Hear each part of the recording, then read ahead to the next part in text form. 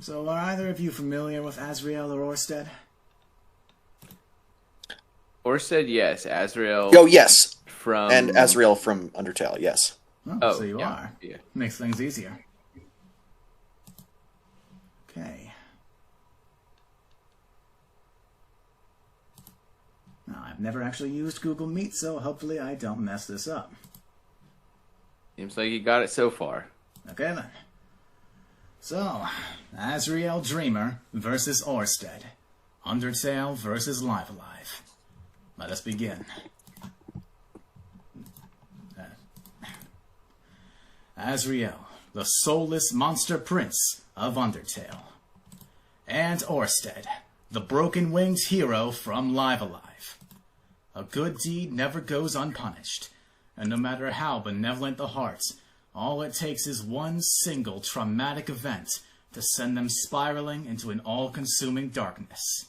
I'm Obsidian, and it's my job to sell to you that this should be a death battle.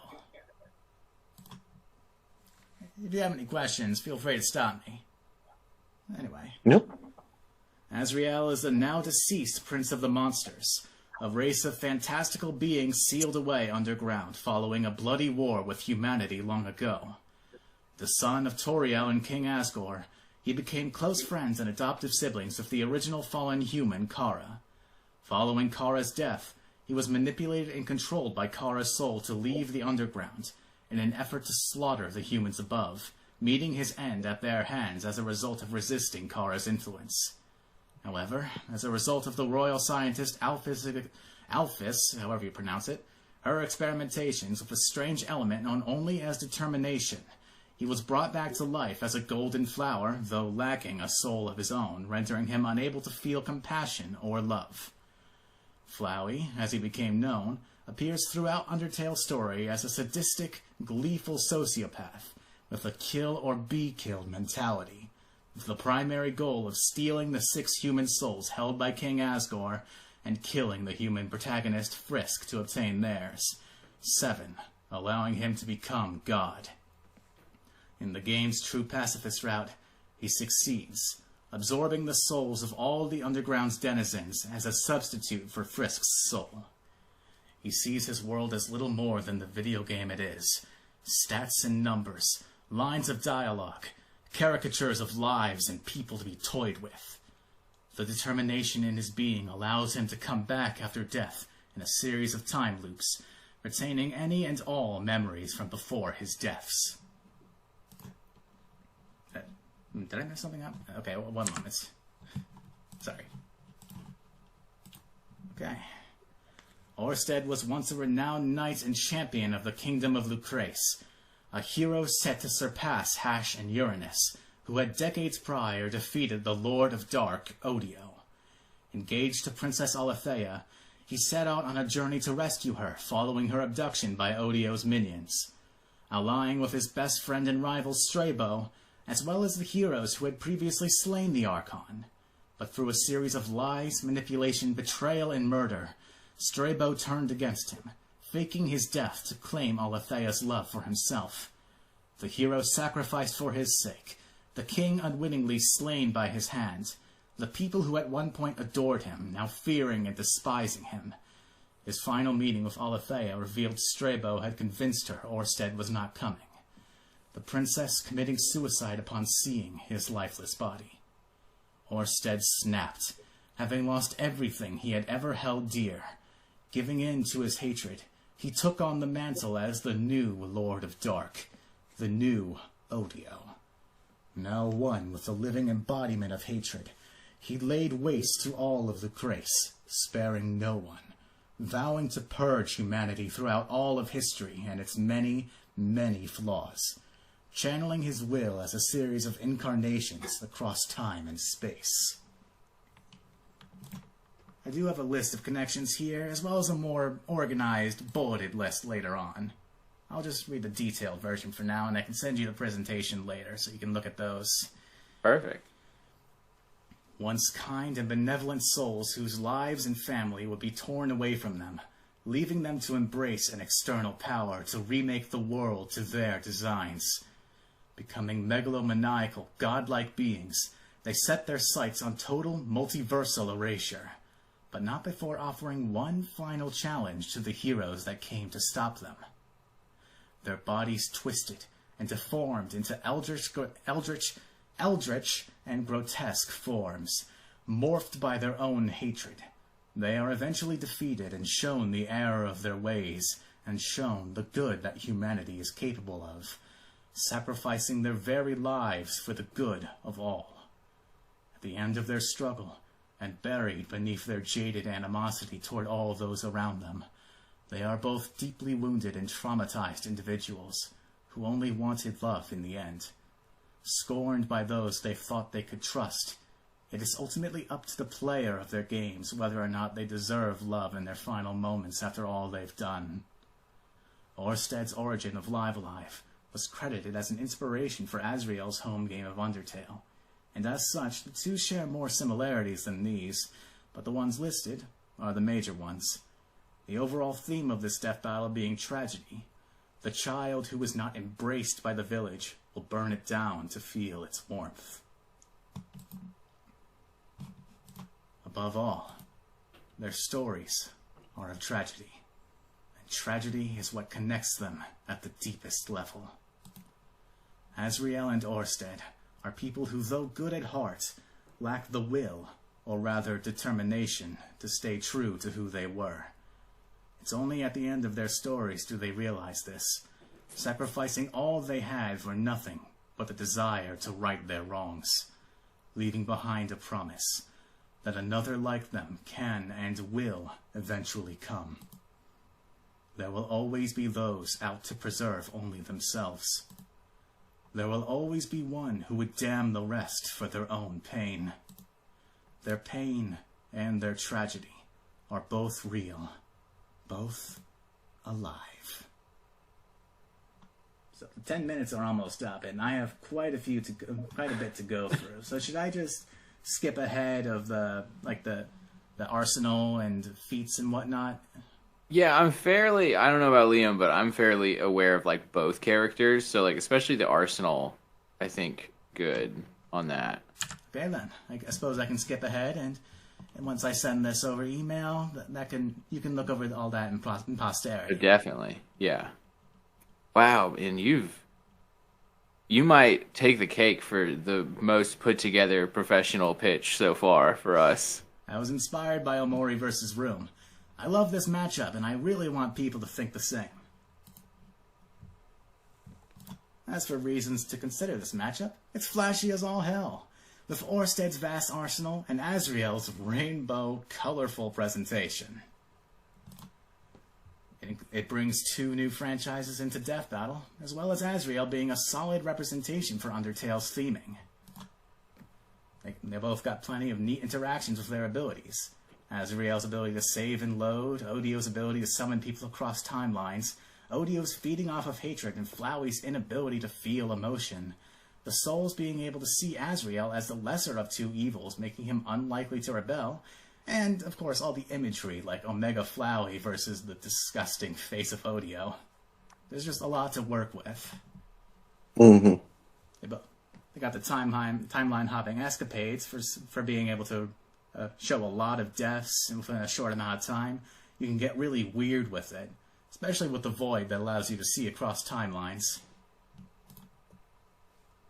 It's genuinely a very interesting and close debate when it comes to picking a winner, since both of them got advantages in certain categories.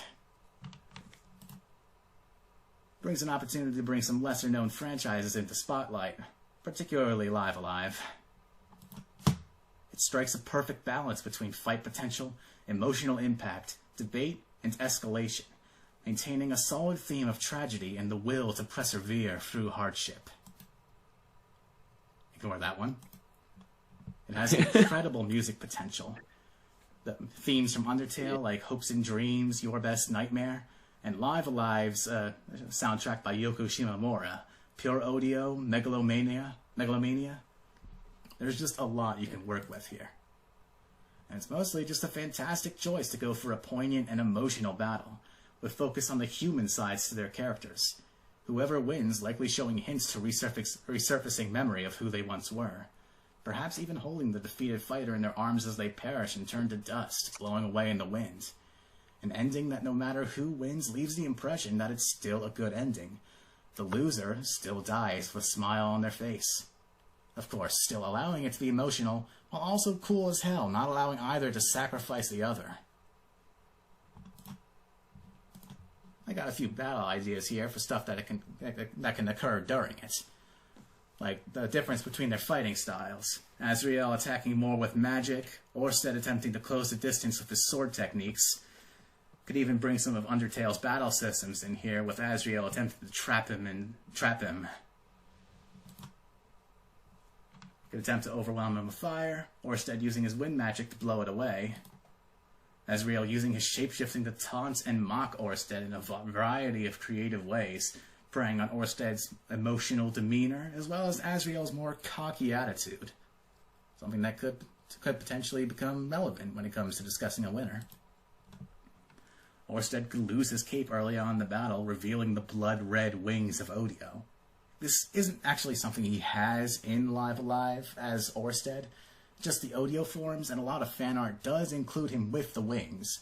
His main theme is on broken wings, so I just think it would be some nice imagery. Especially with the feathers of Odio contrasting with the golden petals of Flowey. Oersted could distract Asriel of Archon's mark, using the opportunity to bring in the Odio forms. Summoning the face with Asriel, with some rather grotesque imagery of the battlefield and Asriel's reaction to it. I'm taking too long, aren't I? You're good. I do have some questions that maybe we can just jump to. So you want Asriel and, like, I understand Flowey's, like, soulless Asriel, whatever, but, like, do you want both Flowey forms and, what is it, true God Hyper Death I don't Asriel? expect regular Flowey to be used at all, since he's kind of a non-factor for this battle. Yeah. I could imagine Asriel pulling in Omega Flowey from an alternate timeline, just as some backup, with Oersted or Odio doing the same with his demons and incarnations. Yeah. What about art style? Because I know, like, I assume most people are thinking about the, like, 22 remake of Live Alive. Oh, yeah. That, like, 2.5. I do think there's probably an interesting blend between that and Undertale's style. Certainly. But, could probably be primarily a sprite battle with some highly detailed backgrounds. Perfect for Live Alive, and, well, Undertale doesn't really use sprites, but I think it could be an easy enough adaptation. Particularly for the flashiness of it all. You know? Right. Omega Flowey could use the Lost Souls as Oersted attempts to influence his mind. Asriel uses corrupted attacks from the monster souls he's absorbed, similar to the Amalgamates, since he was also created by Alphys to an extent. Odio can summon his incarnations like Odeio, Odio, OD10, and his own demonic minions for a sort of army battle, as I discussed a moment ago. Both characters could die over and over again, like I said before. Asriel's loading and sadism, potentially dragging the fight on long after either of them should have won, just to show more of his attitude. Yeah. And, of course, there's this guy. His father's gonna have to die. I know I think it was Sam who said he's familiar with Live Alive. So a little bit, yeah. This kid, his father. I'm here. Yeah. Yeah, we do have to jump, but this is really cool. I do think it makes a lot of, like, thematic sense. Will you please send this to the Death Battle KS email that you've been sharing with so we can look it over? Oh, absolutely. I'm very proud of this matchup. Ever since Guts versus Dimitri came out, it's been my most wanted one. And hey, I came up with it, so I'm proud of it.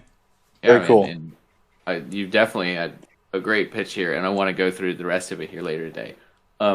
Yeah, it looks awesome. I think you have a lot of good connections, good everything here. Thank you. Yeah, Sorry, we have to rush. Over time here. Yeah, we have to run to another one, but I really appreciate this. Okay. But before we go, I do actually have one more question I planned on leaving at the end here. I also have a video here, but I don't want to waste any more of the time. It's an animatic featuring a potential pre-fight, voiced and animated by me. Oh, awesome. Yeah, I'll definitely check that out here a little bit later. Okay, we have some thumbnails here. These ones were made by me. That by some other people in the so cool. Discord server. And And yeah, I didn't expect this to take so long. I had this whole bit at the end here where I was gonna, flash this at you. I was actually gonna use this as an opportunity to ask, how do you guys source your voice actors for Death Battle? Yeah, I could have told you this one was coming from the start. We use a company that, I'm trying to remember how publicly we talk about our pipeline for this. But essentially, we do go through a casting agency. Yeah. Okay, then. And yeah, if you have a reel, you need to send it to casting agencies. And Yeah. if you... yeah, we have to have talked about this on Death Battle Cast before. Probably, but yeah, I mean, in general, yeah, we are in contact with casting agencies, with a casting agency that does the casting for us, and they have a slate of voice actors that they can pull from. I know my next That's course of basically action it. then. Yep. All right, then. Yeah, thank you very much. This is great. This kicks ass. Cool. No problem. Yeah. Have a great day. Thank you so much for the support. I hope you're enjoying the episodes. Like I said, Yeah. we got to jump to one, but yeah, this has been great. Absolutely. Please share it. And Thank you. Thank you for coming. Yeah, of course. Au revoir. Bye.